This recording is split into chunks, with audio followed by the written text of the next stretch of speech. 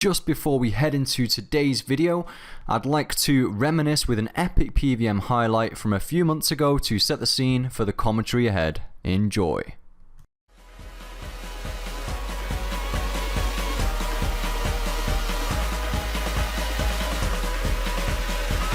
Yes! Yes! Oh my god! Oh my god, guys! It's happened!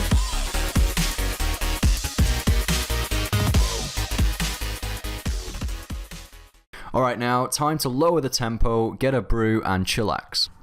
What up guys, it is Justice here and welcome to this video where I discuss my history around how I started out at high level PVM. And it all started really at Vorago around a year ago now, when all my bank added up to was around 200 million GP. Now it adds up to around, I would say, 2.6 bill or so, around that anyway. I am really passionate about this subject, about discussing how to start off at high level PVM and just to share with you my history and the paths I took to get the experience which I've got now with high level PVM and the gear and different things like that now, which will allow me to do high level PVM even more efficiently, such as this in the background 4-man Vorago. The 4-man Vorago kill, we're all using Superior Elite Void. It will be in the background throughout the entirety of this commentary, so just chill out and listen whilst watching this kill. This video is very subjective with a large social PVM influence, with the main principle of just having a laugh with others. Alright guys, so I was live streaming today, Sunday the 28th of December, and I was streaming some Vorago 4-man Boulders Rotation, carrying out the Mage DPS role, which you'll be able to see in the footage behind my commentary here. And I got asked a question on the live stream, which was a really interesting question. It was, how did I start Vorago when it first came out? Because hardly anybody had seismics within the first couple of months. And I thought this question was really brilliant because, of course, this guy doesn't have seismics, he doesn't have air Nox weapons, and so he's starting out at Vorago at the same place I was around 10 to 12 months ago when Vorago first came out. And I got involved in Vorago around 2 or 3 weeks into the release of it, and I started going on forum teams and, you know, setting up teams via the forums. And I started out as a melee base tank with full Tetsu armor and Drygors. And I set up forum teams, and back in the day, melee base tank was a very primary role within the Vorago team. It was a role which required quite a bit of experience in terms of knowing when to voke. You were almost in control, making sure that you had that team capable, you had a capable team who knew how to voke, who knew how to do the basic mechanics of Vorago. And the base tanking role involves a lot of those basic mechanics. So I started off with melee base tanking with Drygors and Tetsu, like I said, moving on to Torva, and it was really interesting. I mean, I ended up creating forum teams, meeting loads of new random people, and this is actually how the Nexicans was formed. Anybody who are listening right now who are in the Nexicans Clan, a clan which I'm a leader of, this is how the Nexicans actually began and started. It was with the last Legions, who used to be a clan, and that was where Maureen or Nexican Noah was involved in, Jacko, a couple of other people were involved in that, Martin, El Tiger, also known as Joe, Give Me Fuel, God, there's so many people, Niels, quite a few people anyway, and even Robin, and a couple of others. It's hard to name them all, but it all started out with Vorago, forum teams, and then I sort of joined up on the first day the Nexicans was created. On the very first day, I was invited in when it was set up by a load of Dutch people, and I was the only English person in the clan. And we decided to do loads of Vorago at the time, eventually making the clan European. But a lot of it began from Vorago in terms of forum teams, meeting new people, and then we sort of brought teams together to make one big team. And it was more about having those people on the friends list who you could consistently make a Vorago team out of. And this was when like the Seismic 1 was like 2.6 to 3 billion GP, guys. I mean, you know, right now, if you've only just started getting to Vorago, it's quite hard to imagine that sort of era of Vorago. I mean, it was only what, like less than a year ago, and it's just crazy how much it's changed. And you know, there's a big sort of experience missing there now within RuneScape. There is no boss on RuneScape right now which really gives you that experience, but hopefully one day in the future there will be some tier 95 weaponry which comes out which will recreate that experience once again. But you know, when you were in the thick of that, anybody who's listening right now, please comment down below if you were one of those people who got to experience, you know, Vorago at its prime. Then please let me know, because it was a fantastic experience. And if you agree with me, disagree, let me know in the comment section. But in terms of like how I started, after I merely base tanked, when I got my very first Seismic 1 split, and this is back in the day, so it was around 368 mil to 400 mil split. This was between a 7-man team or something ridiculous like that. And when I first got that Seismic 1 split, it was just unbelievable, because it literally doubled my bank, or even it was more than what my bank was worth, that split. It was just unreal. And when I got that first Seismic 1 split, I was over the moon and decided to buy full Virtus, and that allowed me then to learn other roles such as mage DPSing. And you might be thinking, what, mage DPSing with full Virtus? Yes, well, back in the day, remember, full dual Virtus was actually more DPS than a chaotic staff, which is not the situation nowadays. But obviously back then, full Virtus was really good to have, and it was around 300 mil for a full set of Virtus back then, literally only 10 to 12 months ago. And I bought full Virtus so I could mage DPS. I was also then bomb tanking in Virtus as well, and that's expanded my horizon, expanded my capability level in different roles as I was learning all of the different roles of Vorago. Now, another thing to consider is you want to learn all of the roles of Vorago so then you can get into teams easier, and that is a really good way of starting out at a boss like this, at such a high level boss, where, you know, a lot of teams won't invite you if you don't know many roles. And by that I mean, if you don't have loads of money for DPS gear, then it's learning the base tanking gear, the bomb tanking gear, learning how to Voke 5. If you want to be as efficient as possible, get into teams quickly, you want to learn all of the roles and put yourself out there and try and learn them, because then it will make it easier for you to get into teams. It's even more enjoyable because you're learning a lot more, you get more out of the boss itself. And of course, you know, overall, it does actually increase your chances of drops if you're learning how to expand yourself in specific roles like base tanking and bomb tanking, because they do get a lot of drops.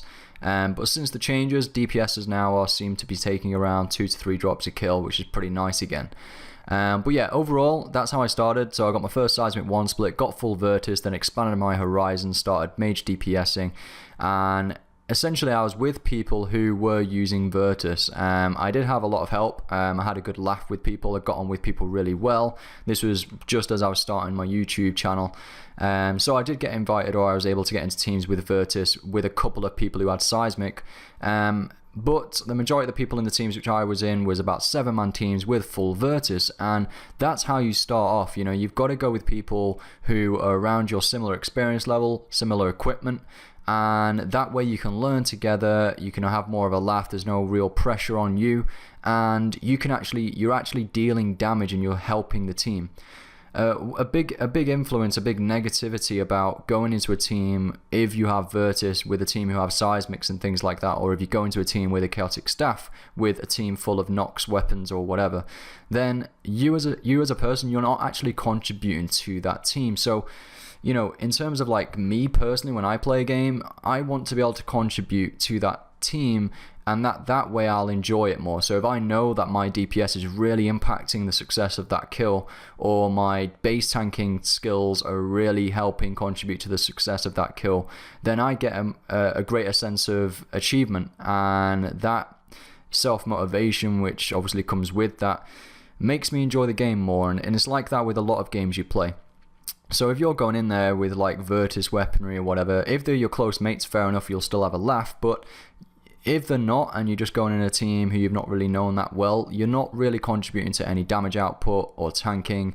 You know, you're just sort of leeching almost. And it's honestly, guys, it's so much better when you go with a team of like 7-man, all with Virtus, and you get a kill and you're learning. It's just so much fun, like when you're learning all of that together. It does help to have 1 or 2 people in the team who are experienced, and then they can show you the ropes more, maybe, or take control maybe as a leader of that team. That can work quite well, and if they're willing to do that, then absolutely great. You know, you do need at least 1 person, 1 or 2 people who are experienced out of a team of 7, let's say. Communication is key. as well. So you want TeamSpeak. TeamSpeak is a very secure communication software program, whatever you want to call it. It's a very secure program which you can use. People can't get your IP addresses through it, from my knowledge.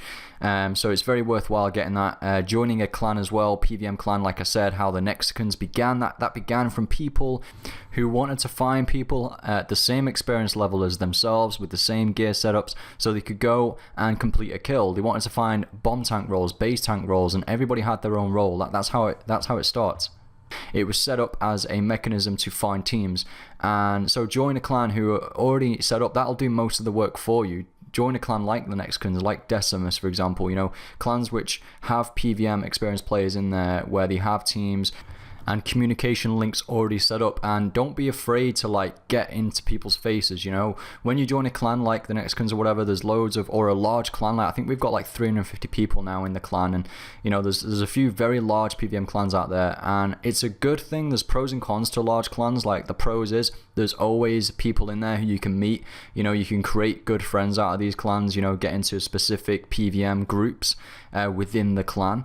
And the only way you're going to do that though is you need to go in there with confidence. You need to be using like TeamSpeak channels, things like that. If you want to really up your level, up your social experience on RuneScape in terms of like the PVM aspect, then join a clan, get TeamSpeak, and you know, really be confident when you get in there, and you know, have a laugh with people and try and get involved in their teams and ask questions, you know, and learn quickly. That's one of the main things. But again, if you'll find people within the team who are at the same experience level as you, and those are the people who you want to befriend and then work together in order to build up your own experiences within PVM scenarios.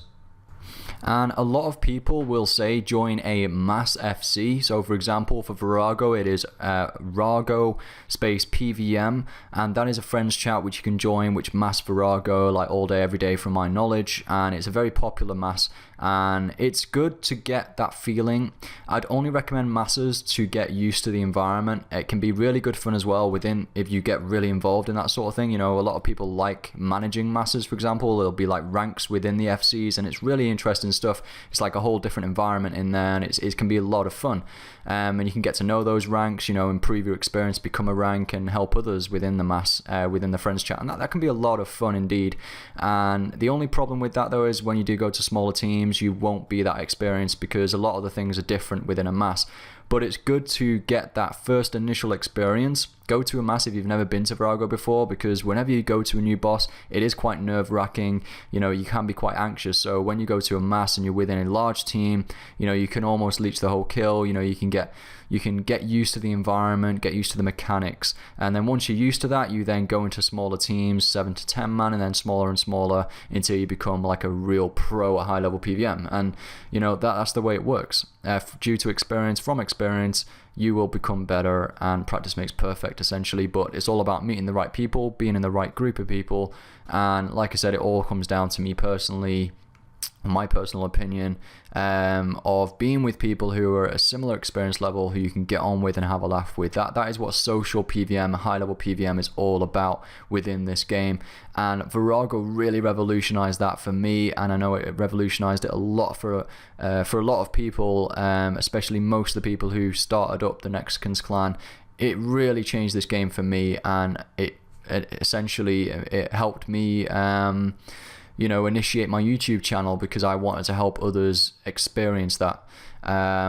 So that's sort of how my YouTube began as well, really. But I hope you've enjoyed my opinion. I'm going to stop rambling now, flipping out. This video is going on for a long time.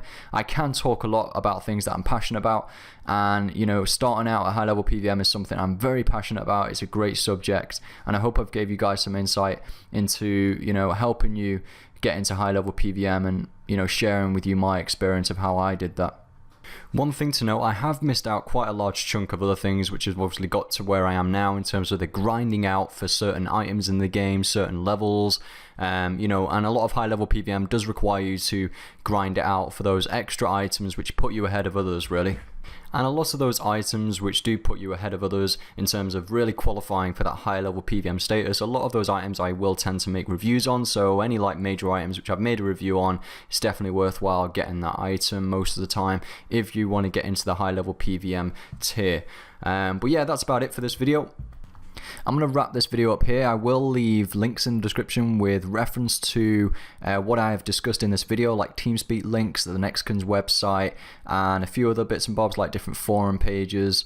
And I will leave all that in the description below. If you did enjoy this video, you found it informative in any way, or you just enjoyed listening to my ramblings, then be sure to hit that like button. So thanks guys for watching, good luck on your PVM trips, and I will see you in my next live stream or video.